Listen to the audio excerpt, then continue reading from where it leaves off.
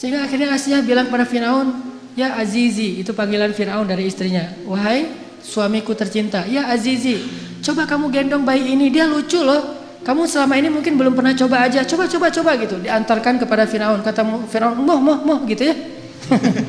Bahasa Arabnya moh. Enggak gitu. Enggak, kamu coba aja. Akhirnya karena dipaksa sama istrinya, dia pegang sama Firaun. Begitu dipegang, Musa yang tadi ngeklek, ketawa, tiba-tiba cemberut. Tadi ini orang wajah Firaun gitu kan, musuh saya. Langsung berubah wajahnya Musa, sehingga Firaun nanya kepada Asia, ya Asia ini kenapa dia tiba-tiba kok cemberut sama saya? Kata Asia, mungkin kalian belum terlalu dekat, coba kamu dekap lagi, kan ini baru pertama digendong. Oh gitu, didekapin. Pas udah didekapin agak dekat ke wajahnya Firaun, Musa mengambil janggut Firaun, ditarik sampai copot janggutnya tercabut janggutnya Firaun. Orang zaman dulu raja-raja kan janggut Firaun tuh panjang yang terbentuk gitu kan ya, yang kayak kotak gitu. Itu ditarik sama Musa, banyak dari janggut-janggut Firaun itu sampai tercabut, rontok dan mengeluarkan darah, sehingga Musa dilempar oleh Firaun karena Firaun marah kepada Musa. Dari kecil juga mereka udah musuhan. Dan Musa itu dari kecil juga lebih daripada Hercules, udah punya kekuatan. Nabi paling kuat tuh Musa. Pas dilempar, akhirnya Asia sedih mengambil bayinya, didekap, Musa nangis seperti bayi biasanya. Firaun mengatakan, besok akan saya bunuh nih bayi. Ternyata dia benar nih, seperti dalam mimpi saya. Anak ini yang sepertinya akan mengganggu kekuasaan saya. Besok harus saya bunuh. Kata Asia, jangan, dia kekasih saya, jangan segala macam. Sekarang Firaun sudah murka.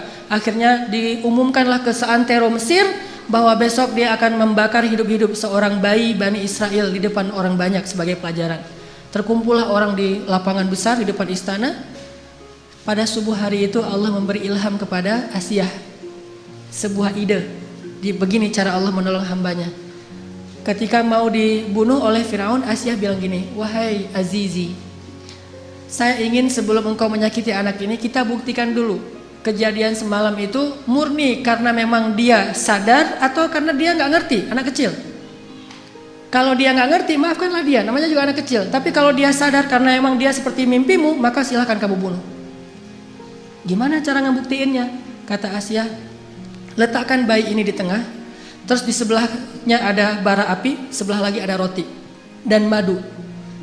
Bayi ini sudah bisa merangkak. Kalau dia menuju kepada bara api dan memakan bara api itu, berarti dia bayi yang nggak tahu apa-apa, maafkanlah dia. Tapi kalau dia menuju ke madu dan roti, berarti dia bayi yang sudah mengerti. Silahkan kamu bunuh dia. Ini mengambil resiko. Dan ini hanya satu-satunya cara terakhir untuk menyelamatkan Musa. Karena dipikir oleh Firaun logis juga, ya sudah, kita coba. Taruh Musa di tengah, bara api di sebelahnya, kemudian roti di sebelahnya. Musa bangkit dari duduknya, tiba-tiba menuju kepada bara api, diambil dengan tangannya, dimakan oleh Musa. Lalu dia menangis. Sejak saat itu cacatlah lidah Musa. Baru sembuh pas nanti mau berdakwah dan berdoa, Rabbi syrah li sadri wa yassir li amri wahlul 'uqdatam min lisani. Ya Allah, sembuhkanlah kekeluhan di lidah saya. Itu keluh gara-gara waktu bayi makan bara api. Tapi gara-gara makan bara api, akhirnya Firaun sadar, nih bayi emang gak ngerti apa-apa. Salah dia menarik janggut saya itu karena emang dia gak ngerti. Akhirnya dibebaskan dan Musa bisa tinggal dan selamat. Begitu cara Allah menyelamatkan. Kita balik lagi ke adegan tadi, ditemukan oleh Asia. Hari pertama ditemukan, Musa nangis di istana karena haus. Udah dari sejak tadi belum minum ASI. Karena haus, akhirnya istana membuat semacam audisi menyusui. Jadi kalau di kita ada audisi Got Talent dalam segala macam, ini Got Talent menyusui. Hadiahnya berkeping-keping uang emas. Siapa yang bisa menyusui bayi istana akan diberikan harta yang sangat banyak. Sehingga banyak ibu-ibu yang ikut audisi, pengen mendapatkan golden ticket. Ngantri ini, wah selfie-selfian gitu di depan istana Firaun. Wah ikut audisi gitu ya. Datang menyusui, gagal yang satu, gagal aja terus. Kalau dalam bahasa sekarang, kalau aku sih yes, nggak tahu Mas Anang gitu ya. Gagal aja, nggak ada yang lulus audisi. Ternyata di baris terakhir dari antrian itu ada mbaknya Musa yang nggak disebutkan namanya. Jadi keluarga Musa ini ada 3 orang soleh. kakaknya Harun, kemudian mbaknya yang nggak disebutkan namanya, kemudian Musa. Ini tiga-tiganya anak-anak yang soleh-soleha. Mbaknya Musa tadi ditugaskan oleh ibunya mencari berita tentang adiknya, tentang bayi Musa. Mbaknya ikut antrian, padahal masih ABG, tapi pengen nyusuin, kan ini agak aneh nih. Sehingga pengawal bilang, kamu mau ngapain? Mau ikut audisi. Lah, ini untuk orang yang sudah punya anak, tetapi saya bisa menawarkan orang yang baik untuk bisa menyusui bayi itu. Setelah debat panjang, akhirnya ikut juga. Ternyata ini yang lulus audisi. Kalau aku sih yes gitu. Apa kata dia kepada keluarga Firaun? Maukah kalian saya tunjukkan keluarga yang bisa menyusui dan berlaku baik kepada anak ini? Kata Asia, ya sudah bawa mereka ke sini. Kalau mereka bisa, nanti saya kasih hadiah yang banyak. Pulang langsung si mbaknya Musa lari ke rumah, mak gitu. Apa itu adek lagi nangis minta susu. Terus kenapa? Nggak ada yang bisa menyusui dia. Mungkin mak yang bisa menyusui dia. Akhirnya ibunya datang. Begitu didekap oleh ibunya, namanya juga ibu sendiri, langsung saya sih yes. Akhirnya ibunya lulus audisi. Ngelihat Musa diam di tangan ibunya, akhirnya Asia pun jatuh hati kepada keluarga itu dan mengatakan, hadiah untuk kalian adalah emas dengan sangat banyak, berkilo-kilogram emas. Bukan hanya itu, mulai sekarang tinggallah di istana. Sehingga akhirnya ibunya Musa tinggal di istana, ayahnya Musa tinggal di istana, mbaknya Musa tinggal di istana, kemudian masnya Musa tinggal di istana, Musa juga semuanya tinggal di istana, dirawat dan dibiayai oleh negara, oleh istana, oleh kerajaan, dan mereka mendapatkan gaji yang sangat besar. Siapa yang ikut cara Allah pasti beruntung. Bayangin kalau dulu ibu Musa nggak percaya dengan perintah Allah, masa sih dihanyutin ke sungai Nil segala macam? Mungkin selamanya mereka jadi buronan, pindah-pindah dari satu negeri karena takut dikejar oleh tentara Firaun, dan selamanya miskin. Tapi karena dia ikut cara Allah, wa may yattaqillaha yaj'al lahu makhraja wa yarzuqhu min haitsu la yahtasib. Wa may yattaqillaha yaj'al lahu min amrihi yusra. Siapa yang bertakwa atau taat kepada Allah, Allah kasih jalan keluar. Siapa yang taat kepada Allah, Allah kasih rezeki yang tidak terduga-duga. Siapa yang taat kepada Allah, Allah mudahkan setiap urusannya. Keep the faith, athiqah billah, percaya deh sama Allah. Nggak ada modal Ustadz, pengen nikah, ada Allah. Sehingga pas datang ngelamar, ada apa dek? Ini pak, saya mau melamar putri bapak. Emang adik punya modal apa? Allah. Wah itu berat tuh. Nolaknya juga berat. Waduh ini pakai bau-bau Allah lagi gitu kan ya. Ya sih Allah, cuman yang kelihatan apa kan? Allah gak kelihatan gitu ya. Ya walaupun gak kelihatan, Allah lebih pasti pak. Wa huwa ala kulli syai'in qadir. Bapak hafal surat Al-Muluk jadi ceramah gitu. Jadi oh ternyata ada ini ustadz ya. Ya udah deh kalau ustadz gitu. Hafal Al-Quran, hafal surat apa? Al-Fatihah, Al-Ikhlas gitu. Oh ya udah itu aja maharnya. Lulus kan? Gara-gara mengandalkan Allah. Kalau perlu hafal beberapa ayat jitu masalah itu. Kalau mereka fuqara asa ayyughniyahumullah. Pak, Allah berfirman. Langsung datang-datang Allah berfirman. Belum ngutarain ini. Assalamualaikum, waalaikumsalam. Monggo, silakan duduk. Ada apa? Apa yang bisa saya bantu? Ini Pak, saya hanya ingin sharing ayat. Awalnya langsung pakai ayat. Allah berfirman, kalau mereka fakir, Allah yang akan memberikan mereka kecukupan. Oh iya benar, saya tahu ayat itu. Terus Rasulullah bersabda, kalau datang seorang laki-laki yang baik akhlaknya melamar putri kalian, jangan ditolak. Wah, udah pakai Allah, pakai Rasul, susah ini. Pengalaman. Kalau ngandelin Allah itu selalu berhasil. Makanya saya tuh pernah dulu awal-awal saya belajar mobil, dulu saya suka ngebut-ngebut di jalan. Jadi bawa mobil dengan gaya motor. Kalau gaya motor kan selap-selip tuh. Bawa mobil kan nggak bisa gitu. Tapi karena saya emang senengnya ngebut, nggak sabaran.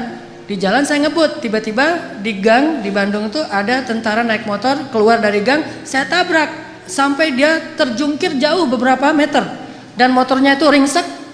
Alhamdulillah orangnya luka, nggak meninggal maksudnya, luka. Lalu dia pakai baju dinas kan? Alhamdulillah saya juga pakai baju dinas ustadz. Pakai jubah, pakai sorban saya mah dulu.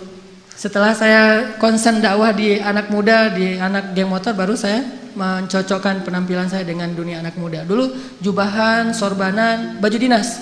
Dia juga baju dinas, jadi sesama lagi dinas nih. Pas dia awalnya wajahnya udah merah mau marah, saya keluar dari mobil ngelihat wajah saya, ini kiai kualat nih kalau saya macam-macam. Akhirnya dia terpaksa kalem aja. Aduh maaf saya nggak sengaja ngelihat tiba-tiba keluar dari gang. Oh ya nggak apa-apa, saya mah dinas di situ di Baros, itu salah satu kantornya di Baros saya dinas. Ya saya juga lagi dinas ke masjid, mau ngajar ada pengajian sore ini. Oh ya udah nggak apa-apa Pak Ustadz, nggak apa-apa gitu. Udah aja. Ini gimana nih motornya? Nah gampang, nanti saya suruh orang untuk ngambil motornya. Udah alhamdulillah saya ganti rugi, dia nggak mau, selamat.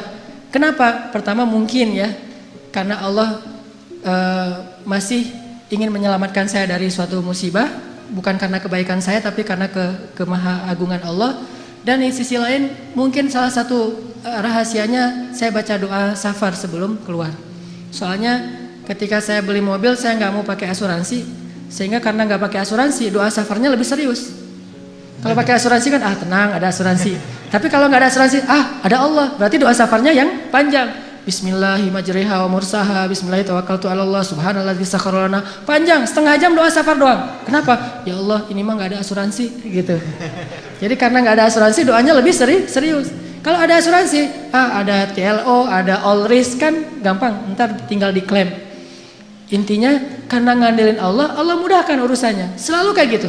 Kalau melakukan sesuatu karena Allah, selalu Allah mudahkan. Tapi kalau kita tidak melibatkan Allah, bara'atum minallah, Allah berlepas tangan. Dan kalau Allah berlepas tangan, siapa lagi yang bisa memudahkan selain Allah Subhanahu wa taala? Libatkan Allah. Ada seorang sahabat datang ke Nabi, dia bilang gini, "Ya Rasulullah, anak saya ditawan sama musuh." Ternyata anak dia itu ikut berjihad dan ketangkap sama musuh, ditawan. Dan musuh minta tebusan sekian ratus dinar, kalau nggak ditebus akan dibunuh. Dan waktu itu sahabat-sahabat yang kaya banyak yang lagi di luar kota juga lagi diutus untuk dakwah dan jihad, sehingga tidak ada sahabat yang bisa membantu laki-laki ini. Rasulullah juga nggak punya apa-apa, nggak punya harta. Dia datang kepada Rasulullah, "Ya Rasulullah, anak saya ditawan, minta sekian ratus dinar, kalau saya nggak menebus nanti anak saya akan dibunuh, gimana ini ya Rasulullah? Dia hanya memberi waktu saya 1 hari sampai besok."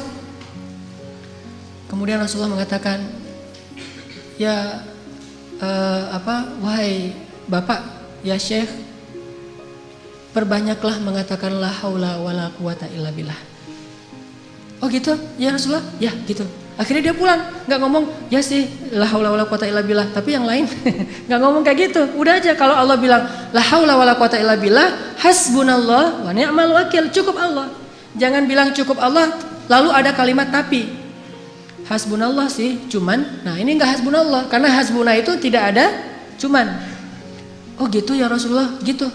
Udah dia pulang, la haula wala quwata illa billah, la haula wala quwata illa billah. Sampai di rumah istri nanya, "Pak, gimana tadi sama Rasulullah? Udah dapat belum pinjaman untuk menebus anak kita?" "Udah dapat mah, ini luar biasa." "Apa?" "La haula wala quwata illa billah." "Oh gitu, la haula wala quwata illa billah." Berdua tuh, suami istri soleh-soleha, sama-sama athiqah billah, sangat keep the faith.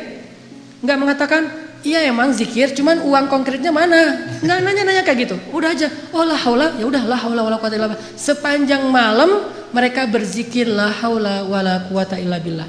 Tiba-tiba waktu subuh ada yang ngetok pintu rumah, tok tok tok, "Assalamualaikum." Terdengar suara anak laki-lakinya, pas dibuka benar anak laki-lakinya pulang dalam keadaan selamat. Dan ternyata di luar suaranya berisik, banyak suara kambing. Pas dilihat itu apa itu? Kambing, lebih dari 100 ekor. Kemudian ayahnya bertanya, "Apa yang terjadi? Bagaimana kamu selamat dan membawa banyak kambing?"